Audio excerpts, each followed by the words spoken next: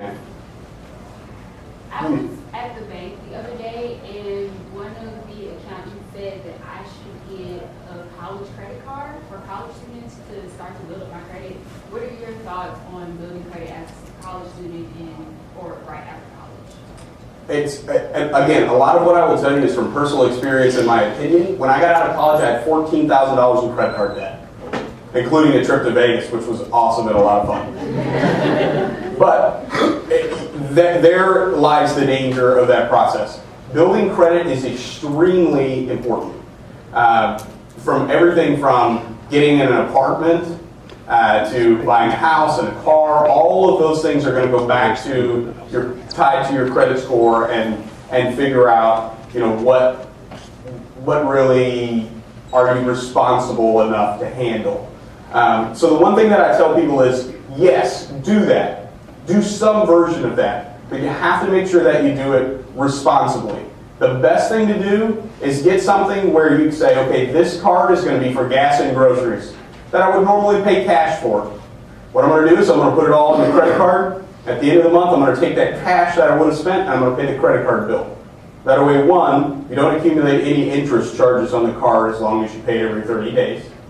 And two, you show that you're responsible enough to put money on and pay money off. Put money on and pay money off. And the best way to do that, to me, is the way that most people structure their financial life is what I really have a problem with. You make your income, they take taxes out of your paycheck, you don't get a choice about that.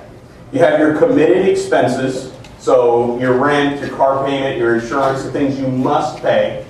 Then you have your discretionary expenses, which is all the fun stuff that you like to do, going out to eat and going to a bar and doing whatever it is that you like to do for fun. And then usually what's left over at the end of the month is how much we try to save.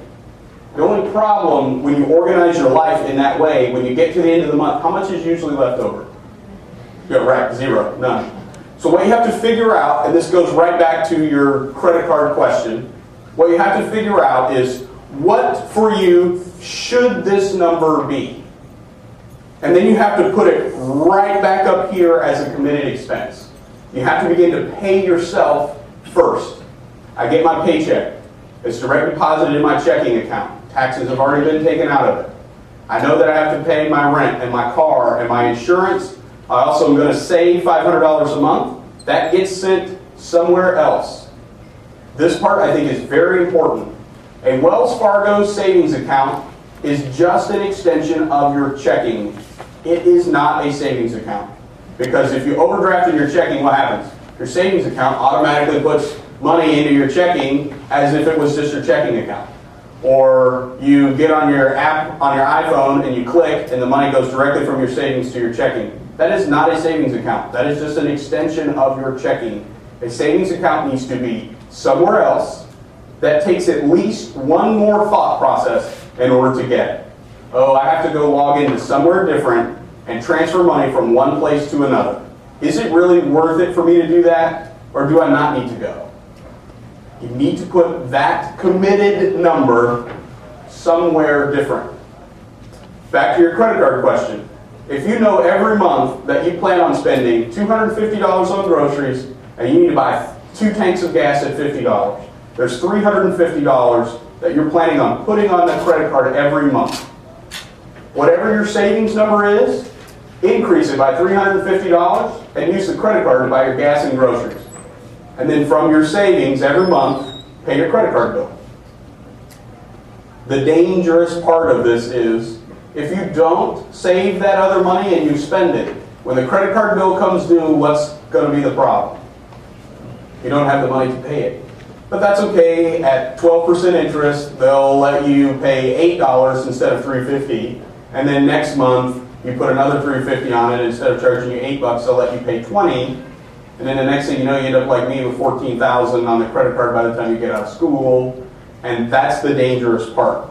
So, yes is the short answer to your question. You have to begin to systematically build credit that way. The part that I always warn people about is you also have to be intelligent and responsible enough to set the money aside to make sure you're not living outside of your means. Does that make sense? Is that helpful? Good. Yes, ma'am. Kind of piggybacking on hers. I've heard that student loans, just by the fact that having them, means that you owe good credit. Is that true? Or, If you pay them, well, so like say I get out of college, I don't have a credit card because I don't trust myself. Does having those student loans, like, will I be able to? having a student loan does help. Yeah. So when you get out of school, your loan will be, you need to consolidate your student loans if possible. That environment has gotten more and more difficult. But if you can consolidate your student loans down to one payment instead of 3 payments of $50, 1 payment of $150. Always put those on automatic draft. That really helps. Like where they take money out of your checking automatically, just an automatic bill pay, an automatic draft out of your checking account to pay those. So if that bill is due on the 15th of every month, set your automatic pay up for somewhere before the 15th. Don't do it right on the 15th, because if the 15th falls on a Sunday and the bank is not open, it might get paid on the 16th. Set it up for a week or so ahead of time to make sure that it looks like, 1, you've consolidated your debt, 2, it's being paid automatic, 3, it's being paid early every time. Every one of those steps builds your credit just a little bit more. Consolidation, it's a good mark. Auto draft, that's a good mark. Paid it early, that's a good mark. All of those things help build your total credit score. And then the more months that it's auto paid early, the better the credit score gets as the declining balance and the show that you have the ability to pay it every month. That does help.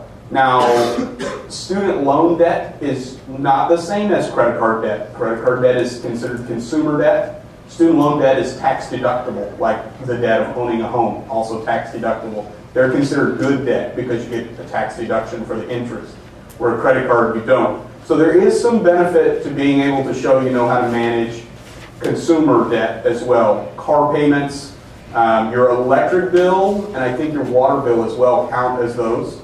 Count against your positively for your credit. But consumer debt, it does help if you can show positive history, payment history, and those kind of things as well. But the student loans will help, for sure.